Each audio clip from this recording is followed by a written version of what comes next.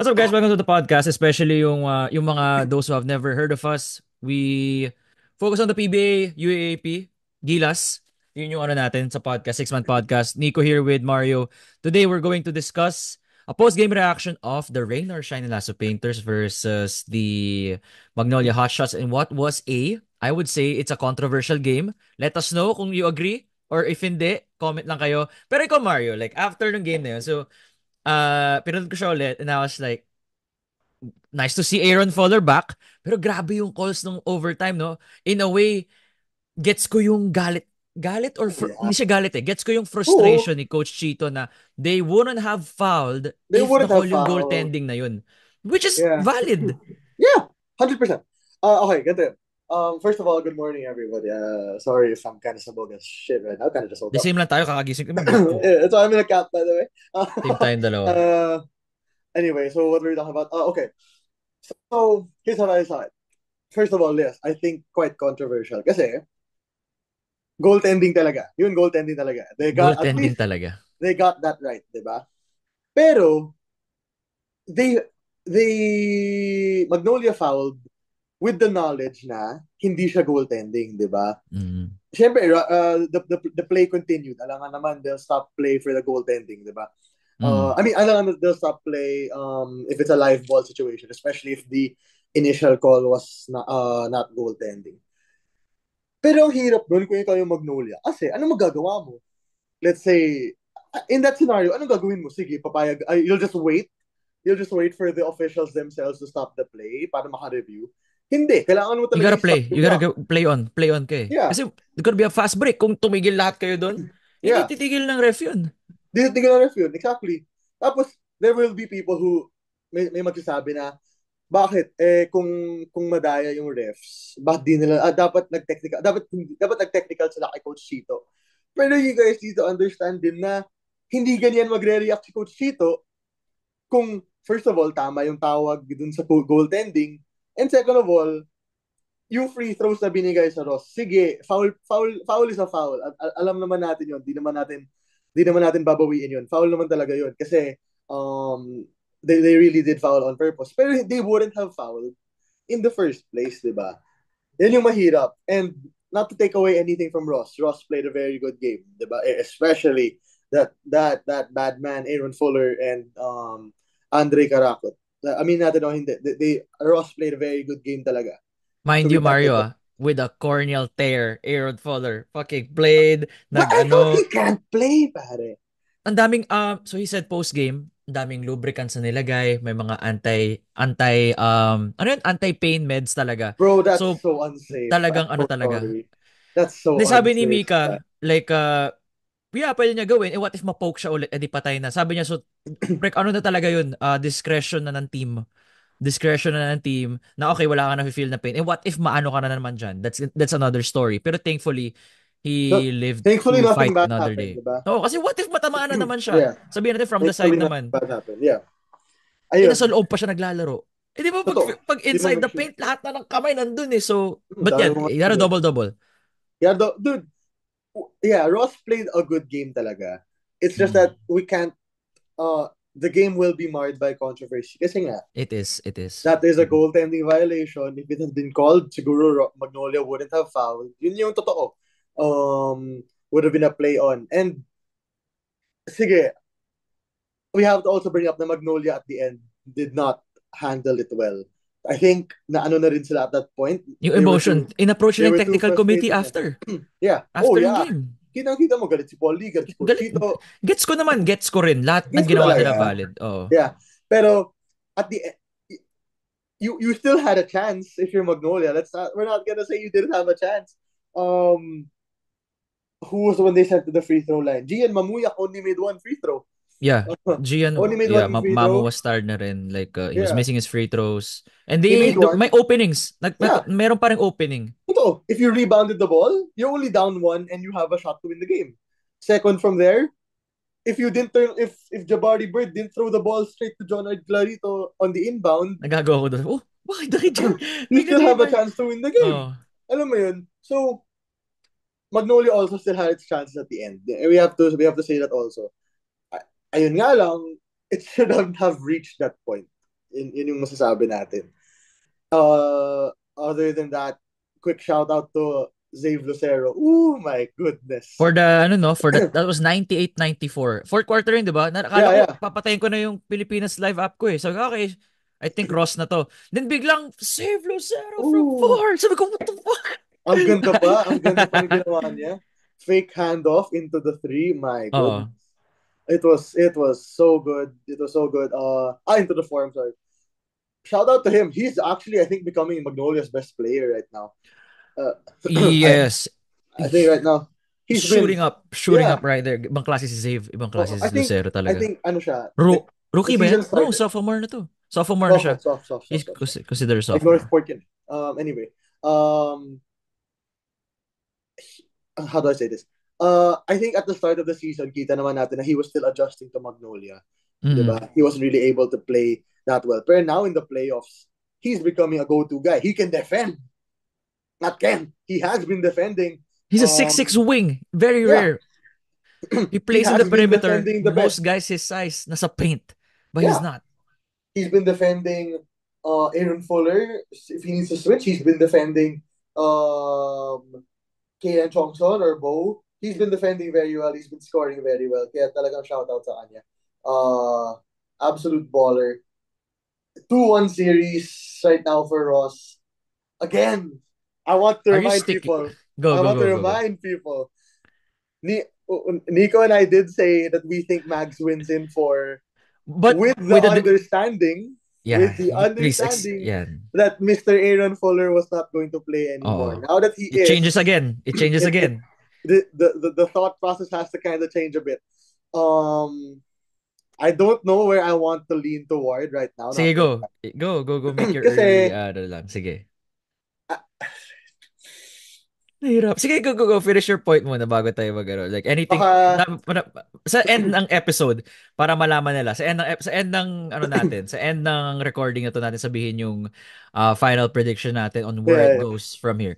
So, sige. anything more about Magnolia did you like, even though in a losing effort? Uh, in a way, na-hold yung 3-point shoot. Actually, both teams 3-point shooting is horrible. The defense was right there. I love Yeah. the game even though na this is below the scoring standards of a rain or shine team. It's because they're facing Magnolia.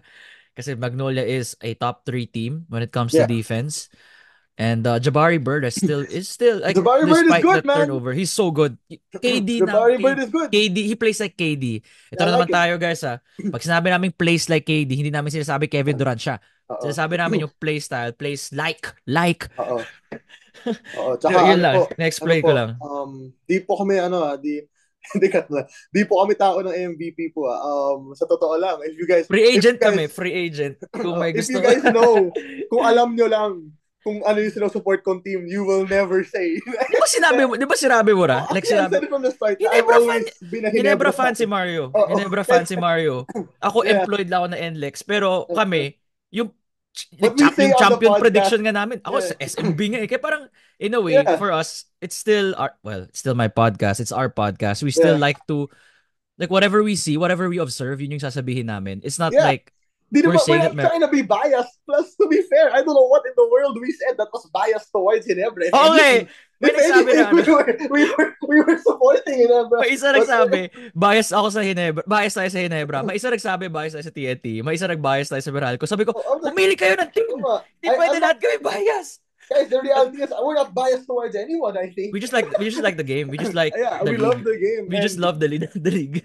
I mean, I don't think, okay, let's see. Na-trigger kami dalawa kahapon eh. Sabi ko, bakit bias tayo sa lahat ng team? Ibig sabihin we're doing our job. Kasi, kalat-kalat yung, okay, Hinebra fan kayo. Oo. Tsaka, guys, alam namin hindi kaya si Ange Kwame sa import. Sinabi naman namin. Binawi namin 10 seconds after. It was that 10, 15 seconds after. I felt like after they heard it, they're like, it's the shit. Okay, wait, sorry. Sabi ko, pwede lang bawi. Na-off topic, sobra, sorry. Wait lang, natawa lang ako. May triggers tayo kagabi. Sabi ko, di ba nila tinapos to? I mean, you guys already halfway that pod. Di nyo naman tatapusin. Nababawi namin yung sinabi namin. Anyway. Sorry, Magnolia.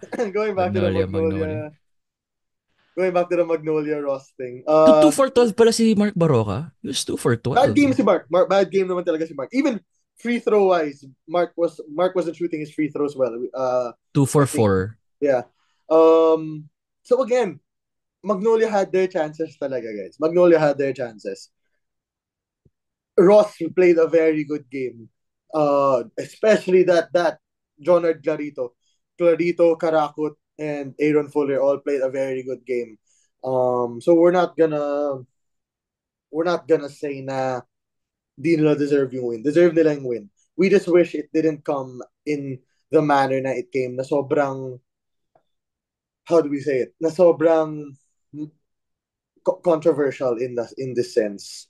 It was it so many things have to be adjusted from the PBA.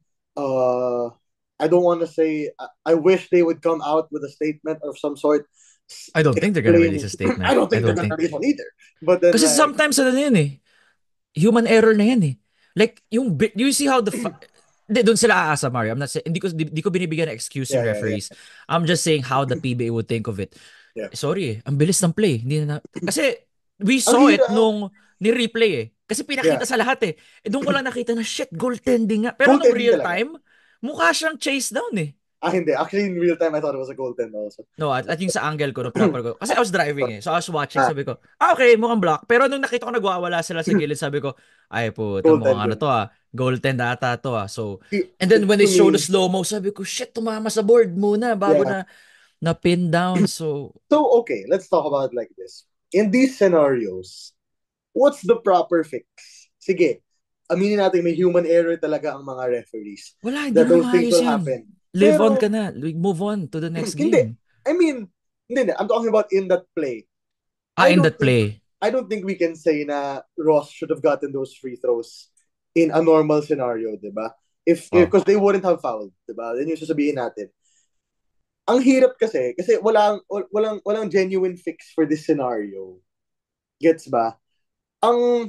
What people have talked about before was na, sorry, excuse me, call it a goaltend and review it. So the play stops. You can reverse the goaltending call after you've reviewed it, di ba? May something like that we've talked about now, people have talked about before. Kasi allowing for the play to continue on a very crucial call like that allows for these issues to arise, allows for these issues to come up. Because people now will just not give credit to Ross's win. I mean, let's call a spade a spade. They will never call. Yeah, the Nobody will haters accept. will always go back to game 3. I'm They'll sure be na like, babalik dun yeah, na parang. Pero then again, if hindi naman siya series clinching win, yeah, but it could have been a momentum changing win exactly, considering na talo kayo by 50 the previous game. So, exactly. So, ayun, there does genuinely need to be something. There has to be a mechanism of some sort where these situations are understood better. Kasi human error will always happen, but there has to be an extent as to the repercussions afterwards. Because it did genuinely cost Magnolia a decent chance at this game. Aminin natin. considering na hirap, it's a series na even contrary to popular belief na panalo naman Magnolia by 50 plus. Contrary to popular belief, this is still a close Oh series. yeah, It's a series na that will go down the wire. yeah, Anomaly lang yung last game because of the Aaron Fuller injury. I'm sure everybody's like, holy shit, wala kaming import. So in yeah, a way that play, not discrediting what Magnolia did. It's just a matter of things just piling up on Ross. yeah, Na, in a way, coaching was disengaged na rin ng game na yun because of yeah, what happened.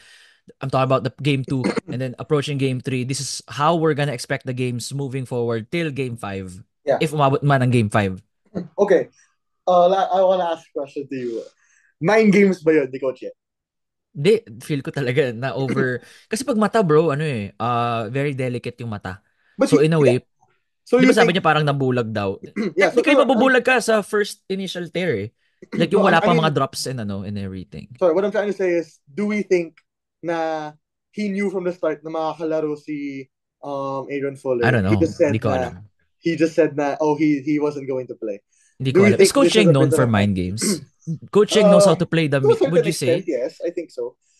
Di ba siya yung siya ba yun? Ay, hindi. Pero May to be siya honest, last. Mario, Ay, hindi si Cheng siya last. why will you tell ahead of time sa kalaban mo na, okay, import namin para pagplanuhan nyo. Ako yung coach, hindi ko sasabihin yun. I'll Yeah, only show it exactly. till the last second. Exactly, Diba? Pero exactly. Matatago, common sense matatago yun. yun. Like, bakit ko papakita sa'yo alas ko? Parang, Yeah. I Tayo get na nyo, you. I get maghintay you. kayo. Yeah, sabay-sabay Parang nating gano'n. malaman kung maglalaro siya. Gets ko yun. Oh, Gets ko parang yun. gano'n. Gets ko yun. That is how I see it also. But I don't know if it was a mind game or not, but nobody expected him to play, I think. That was the thing. Well, nobody really saw Ay, Aaron Foy coming tayo up. nga, di natin alam, di ba? Oo, pre. Oo, nobody expected him to play yesterday. So the fact that he did, I think, caught Magnolia by surprise. I mean, they were leading by 18, right? 18, something to that extent. They were, yeah, it says here, they were at one point leading 38-20. Sa Yeah, stats natin. yeah, yeah. So it Nahabol, kulit eh, no? Alam mo talagang it's gonna be that game eh. Nung yeah. at that point, Mario, alam kong hindi to tatambakan ng Ross, didikit ang Magnolia dito. I agree. Exactly. Magnolia will always try to make that comeback. So yeah, we'll see how game 4 goes. To be fair, there's still another. May games pala mamaya. Tuloy-tuloy. May games mamaya, dire-diretso, walang game sa Wednesday. Yeah. Yun yung pahinga. I And didn't know then na there's tuloy-tuloy talaga siya. As in like literal na tuloy-tuloy. tuloy-tuloy. Mamaya yung Meralco Hinebra na. So hopefully we That's have an gonna be emergency fun. pod. Let's have an emergency pod again. Ito na naman tayo! That's gonna be fun. That's gonna be Ginebra babawi. fans, ito na namang TNT fans. Pumili kayo ng side, god damn it. Yeah. Just pick a That's gonna side. be Pwede that's bang gonna be neutral fun. side na lang kami? Oo nga. Oo nga. Can we be on the side of the PBA fan? Pero kidding aside, Mari, thank you dun sa mga nag-subscribe. That was like, Oh we yeah. had 200 subscribers just from that episode. And then we only have 4 dislikes. So I'm assuming na we still did our job well. People are enjoying it. Yeah. Historically, mahina kami sa PBA podcast. It's usually our UAP. Actually, UAP natin at Gilas, di ba? Yeah. UAP and Gilas namin yung super, The patok. people But enjoy the finally, content. we're getting to the PBA algorithm. Took a Yeah. while, but at least we're here. Yeah. Hopefully we stay Um, there. Anything Last else to thing. close Magnolia, Ross, moving Uh, forward? to close, I'm not trying to close, but I just want to say na Magnolia needs Paul Lee, man. This He's been guy, missing, no? dude. This has been the story of Paul Lee for so long. Na he can't, na he disappears in the playoffs, and he is not helping his case right He's not now. beating the allegations, He bro. is Like, not yung mga beating the inaanos. fucking allegations, pare. Um, wait, I want to see, ano yung game 2 stats mo? Teka lang. Wait lang. Game 2? Sinend ko sa'yo, di ba? No, Game 3. check. Our chat, guys, puro lang, stat sheet. Puro stats lang yung laman nito. Stat sheet yung sisend ko kay Mario. Hindi na kami nag-uusap ng masid ng tama. Puro basketball ang usapan namin or parang, Uh, basta gano'n lang. so, Parang ano oras tayo. so Paul Lee yesterday had a grand total of 6 points. You Game need 2? more from Paul Lee, man. 6 points. Ano magagawa na 6 points? Aris Juniso had 12. Ahamnisi had 9. Those were big, though. Those were big. Again, Jerick Ahamnisi, man. Respect on this guy's name. He's a He baller. rejuvenated na nga this year. Yeah, he's a baller. Dude, even with Magnolia, won by, how much was this? 52 points. Paul Lee had 4 points. Right? He has not been playing well in this playoff so far. Again. So you need Paul Lee. Maybe there's always a Paul Lee game in every series. Maybe it will be in game 4. So now going on to how I predict this series going, I will go out and say it is Yeah. gonna be Mags in 5. Mags in 5 cam. So, I'm gonna shift back, seeing Aaron Fuller, Ross in 5. I think Ross it's in 5. So, Mario's Mags in 5, ako Ross in 5. Mags in 5. Kayo, let us know in the comments why also dagdag nyo na yun. It's gonna be a great series. Yeah. And we're good. Yeah. NLEX TNT, I don't want to talk about it, guys, kasi tambakan naman. And this is just I an mean, episode dedicated let's for. just quickly talk about the end. I mean, yeah, the 3-pointers, the 3-point defense, the perimeter defense was non-existent. Yeah. TNT was making all their threes. Not all Yeah. naman, literally. You know what I mean, Mario. I'm just. Yeah, and Ronde is Ronde. I think Daquan Ronde is Ronde.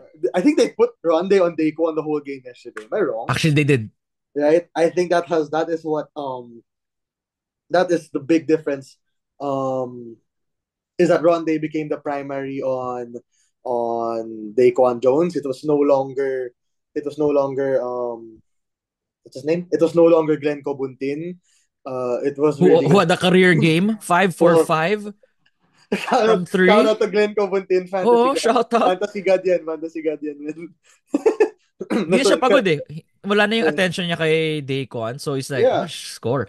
Pero he just Glenn has to Cobuntin, shoot. Mario, is a roller coaster. Yes, a This bit, game, he could give you 5 threes. The next game, he has 2 points. a bit. So I think, that's the thing with Glenn Cobuntin. yeah, I think he sometimes focuses too much on being an enforcer, and he forgets that he can really shoot the ball well. TNT will have these games once in a while where they do not miss from three. They will really have these games. Um, so yeah, there's not much else to talk about there. NLEX struggled yesterday. That was a given because of how well they were playing. Because of how well TNT was shooting. Nung second quarter pa lang tambak na agad, right? It was Ray Batak hitting threes. It was Glenn Cobuntin hitting threes, and Everybody was hitting their NLEX threes. had no response. NLEX, I think, is lacking the next go-to guy after Bolick and Jones. People wanted it to be Baser Amer, but He has his limitations. Basser yeah, has his yeah, limitations, yeah. obviously. Baser is good. Baser is good. Don't get me wrong. Again, but Maybe Paulie he, in 3 years. yeah, Two, yeah. 3 years. Holy too. Well, I mean, I'm talking about Kevin Alas. Kevin Alas is gonna be back soon. I'm assuming next conference. But with Kevin Alas kasi you have to realize that he already has 3 ACL surgeries on his that same knee. Yeah, So but scoring. I mean, he has very. I mean, just the gravity of Kevin Alas that he can bring. okay, okay. Plus, I'm sure naman, it's nice to have a ball handler back who can really like set up your offense. Mm-mm, Even if he mm-mm. can't score, he can still facilitate decently. So, ayun. Maybe for me right now, this is not NLEX's conference, but sooner rather than later, it Promising. really It's could be. promising. It looks like Yeah, a promising conference. I Pero di pa agree. tapos yung series, guys, 2-1 pa lang. It's not like Oh, we're do. So oh, game 4 sa Ninoy. Buti Ninoy? naman kasi Ninoy Aquino. Ninoy Okay. Aquino Yeah. tomorrow. So yeah, ayun, that's all basically from me. Uh, yeah. So See you I'm guys pretty sure we're tonight. gonna record another one tonight, later tonight. I'll have a different shirt on, so it doesn't look like the Audrey. Malamang papalit tayo. Kasi ito yung pantulog ko. Mamaya mag-workout pa tayo. Yeah. We're gonna do other shit. So parang, see you tonight. Ayun. Nawala ng See you araw. tonight, guys. This, Yeah, just yeah. natural So lighting later over tonight here. it will be the same vibes, but Depende, no more depende, light. depende. Kung same vibes ka pa. Sabihin natin manalo Meralco, di ba? Hindi, actually, ikaw, Mario, napansin ko, you just like good basketball. At this I point, just you love just good like, basketball, dude. tayong dalawa lang, Hinebra we can just like lose. to see. Yeah, he never can lose for all I care, dude. Like if the game was good, if I Basta feel like maganda both, laban. yeah, if I feel like both teams actually tried to win the game, I won't give a shit, dude. Like May last nagsabi year. na parang bagong Manila Classico yung Hinebra and Meralco. In a way, it's a different version daw. But I like it. I like the Meralco-Hinebra rivalry. I love But it. would you I say like it's it. a rivalry? Medyo one-sided pa rin eh. Kasi Yeah. Eesh. iba yung may Brownlee eh. Also, shoutout Eesh. dun sa mga nag-comment about SMB not beating Hinebra yet I in saw a that too. series I with saw that too. JB. That was good. Yeah. I'm like, these fans know their shit. Like, galing. Yeah, I didn't know that genuinely. Exactly. And so yeah, thank you so much, guys. For those listening on Spotify, don't forget to like. Don't forget to follow and click on the 5-star rating. And then for those on YouTube, like, comment, subscribe. 6 Month Podcast, Nico Rocha here with Mario Manluta. We'll see you guys for the next episode. See ya. Peace. Ew.